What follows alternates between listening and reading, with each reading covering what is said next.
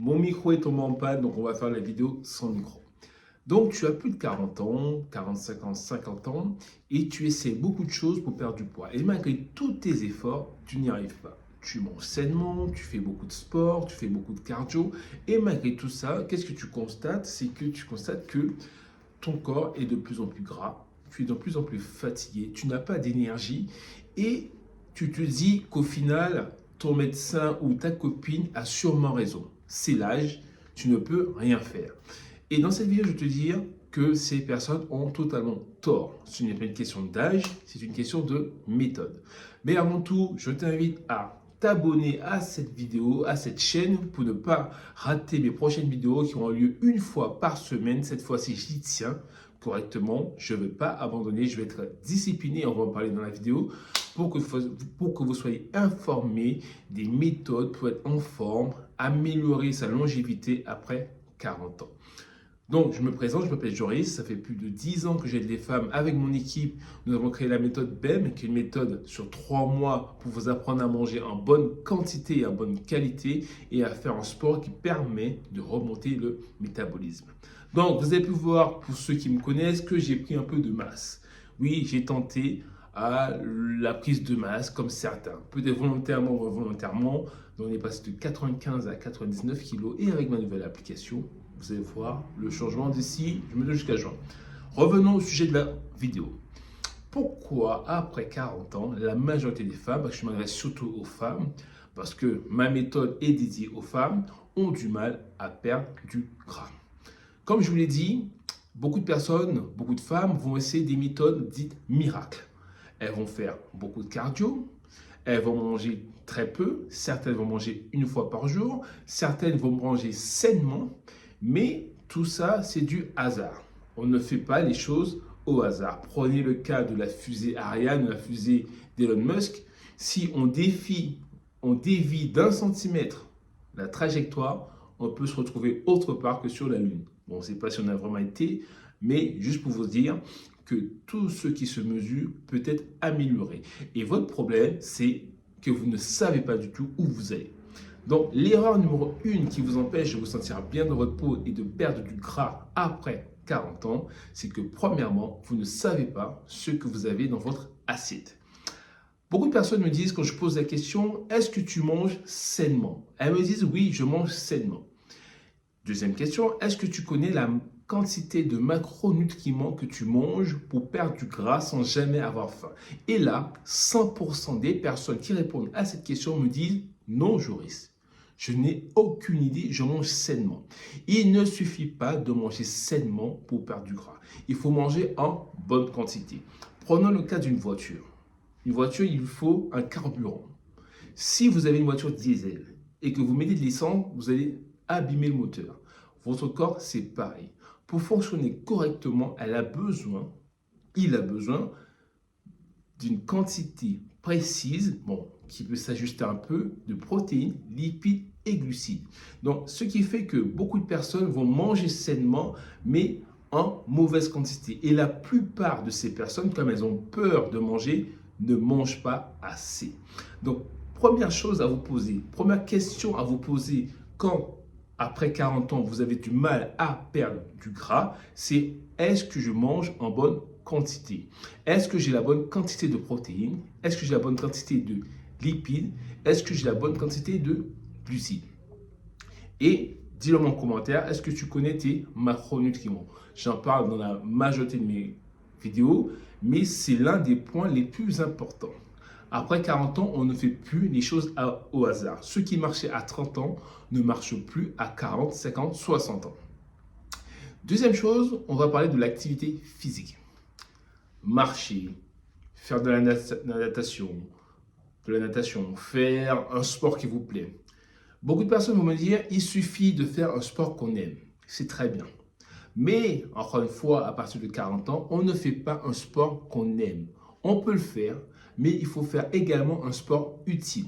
Un sport utile qui va nous aider à bien vieillir, à avoir de la force, à ne pas avoir mal aux articulations. Et ce sport, que ça vous plaise ou non, c'est le renforcement musculaire. Il faut savoir qu'à partir de 30 ans, qu'est-ce qui se passe? vous allez progressivement perdre du muscle. Et le muscle est l'organe qui consomme le plus de calories au repos.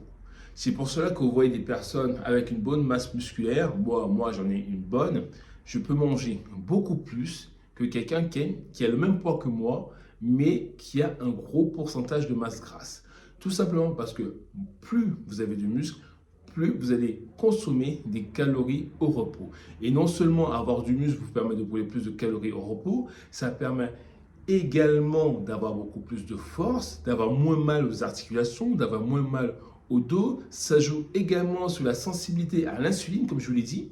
Quelqu'un qui a une bonne masse musculaire par rapport à quelqu'un qui a beaucoup plus de gras sera beaucoup moins sensible à l'insuline que quelqu'un qui a un gros pourcentage de masse grasse. Donc, vous devez vous poser cette question. Deuxième question. Première question, est-ce que je mange en bonne quantité? Dis-moi en commentaire. Deuxième question, est-ce que je fais un sport qui permet de remonter mon métabolisme au repos? Encore une fois, la marche, c'est bien, mais vous n'avez jamais vu un marcheur musclé. D'accord? Et il faut savoir que la plupart d'entre vous, quand vous marchez à 2 à l'heure. Et ce n'est pas en marchant à 2 à l'heure que vous allez construire du muscle. Votre objectif après 40 ans, une fois, c'est de construire du muscle. Vous faites votre sport loisir à côté, mais si vous souhaitez bien vieillir, je m'adresse uniquement aux personnes qui veulent bien vieillir, c'est que vous devez faire un sport qui permet d'avoir de la force, de remonter son métabolisme. Parce que plus tard, si vous mettez de côté cet effet de musculation, oui, je fais de la course, je fais plein de choses. Retenez bien ceci. Le cœur peut fonctionner correctement, on peut marcher, etc. Les personnes qui sont dans le coma, ils ont un cœur qui fonctionne. D'accord? Malheureusement. Pour eux, ils ne peuvent pas faire grand-chose. Mais plus tard, qu'est-ce qui va vous permettre de vous relever de votre chaise? Qu'est-ce qui va vous permettre de porter vos courses? Qu'est-ce qui va vous permettre d'être beaucoup plus autonome, de ne pas dépendre de quelqu'un et d'éviter que vos enfants soient obligés de s'occuper de vous plus tard? Ce sont vos muscles. Deuxième chose, est-ce que je fais le bon sport? Troisième chose, on n'en parle pas souvent, mais posez-vous également cette question. Est-ce que je dors suffisamment? Est-ce que je passe mes soirées devant Netflix ou devant TikTok avant de m'endormir et je dors 5 heures par jour? Est-ce que je me couche à la bonne heure? Est-ce que j'ai un sommeil de qualité? Parce que vous pouvez faire les deux premières choses avant. Mais si le sommeil n'est pas de qualité, qu'est-ce qui va se passer? Ça va jouer également sur vos hormones. Donc, les personnes qui ne mangent pas assez ont forcément envie de grignoter en journée. D'accord? Ça agit sur les hormones de la faim également. Et c'est lorsque vous dormez que le processus qui vous permet de construire du muscle fonctionne le mieux. Donc, si vous ne dormez pas assez, vous aurez envie de manger dans la journée. Donc, vous allez forcément dépasser le nombre de calories dont vous avez besoin. Vous allez surtout vous diriger vers des aliments de mauvaise qualité. Parce qu'évidemment, lorsqu'on a envie de grignoter, on ne va pas grignoter une salade, on va grignoter plutôt des cochonneries. Et le processus qui permet, je dis dans la simplicité, parce que moi je suis un passionné, on ne va pas rentrer dans les parties scientifiques, mais si vous ne dormez pas correctement, suffisamment, le processus qui permet de construire du muscle ne va pas fonctionner. Donc, encore une fois, tout cela est lié. La quatrième option n'est pas forcément liée à l'alimentation, ni au sport, ni au sommeil, c'est votre façon de penser. Beaucoup d'entre vous, je le vois souvent sur Facebook, sur Twitter, autre part, vous avez tendance à vouloir des résultats tout de suite. Vous avez passé des années à faire n'importe quoi, vous le saviez peut-être, mais vous n'aviez pas envie de faire l'effort, ou vous ne le saviez pas, donc vous le faisiez quand même, comme moi, quand j'ai pris mes 108 kilos, je savais que je devais faire attention, mais je faisais quand même n'importe quoi, et vous avez passé des années à faire des choses qui ne vont pas dans le bon sens, et vous voulez avoir des résultats rapidement. Ça ne marche pas. Chaque personne est unique. Ce n'est pas parce que Martine a perdu 15 kilos en 3 mois que ce sera pareil pour vous. D'accord? Donc, la perte de poids prend du temps. Si vous perdez du poids beaucoup plus trop rapidement, vous allez forcément, il y a de fortes chances, je dis bien, ça ne sera pas tout le temps le cas, vous aurez de fortes chances de reprendre ces kilos perdus. Donc, la quatrième chose, c'est que vous devez être patiente. Je vais vous mettre un lien dans lequel vous allez voir les transformations de la méthode BEM. Vous allez voir que vous allez voir la transformation de Corinne. Je vais peut-être la mettre ici. Non, c'est pas Corinne, c'est quelqu'un d'autre, j'ai pas son prénom. Elle a perdu 1,5 kg en 3 mois. Beaucoup de personnes auraient abandonné parce qu'elles n'ont pas perdu 1 kg en un mois, en une semaine. Mais ce que cette personne a constaté, c'est qu'elle a perdu énormément de centimètres. Elle a affiné sa taille, elle a remonté le fessier, elle se sent beaucoup mieux, elle dort beaucoup mieux. Et encore une fois, donc du coup, tout cela parce qu'elle a été patiente et disciplinée. Et la cinquième étape, donc là c'était la patience, cinquième étape c'est la discipline. Vous ne pouvez pas demander un corps fonctionnel et perdre du gras si vous n'êtes pas discipliné. Si vous comptez uniquement sur la motivation, je peux vous dire une chose, c'est que vous allez forcément abandonner et laisser tomber. La discipline, encore une fois, je prends mon cas à l'époque quand j'étais en surpoids, donc j'avais à peu près 10 kilos de plus par rapport à maintenant, mais j'étais très gras et très fatigué.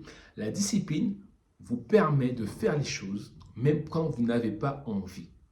Arrêtez avec ces mots que je dis souvent à mes enfants inutiles.